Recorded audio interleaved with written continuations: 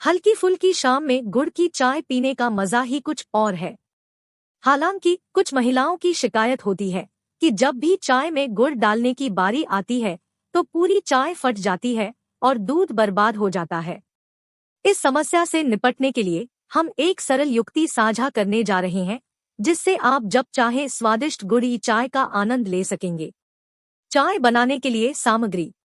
इस चाय के लिए आपको आधा चम्मच पिसी हुई छोटी इलायची, 1.5 कप पानी, 2 कप दूध, 1 चुटकी नमक, 2 चम्मच चाय की पत्ती, 1 छोटा टुकड़ा अदरक और स्वादानुसार गुड़ की आवश्यकता होगी। गुड़ लेते समय इस बात का ध्यान रखें कि वह ताज़ा और साफ हो। दूध तभी फटता है जब उसमें पुराना या गंदा गुड़ मिलाया जाता है। गुड़ वाली चाय। चाय कैसे बनाएं? अब चाय बनाने के लिए गुड़ और दूध को छोड़कर सभी सामग्री को एक बर्तन में डालें और उबाल आने तक पकाएं।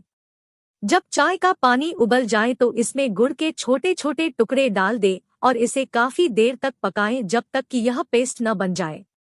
इसके बाद आंच बंद कर दें।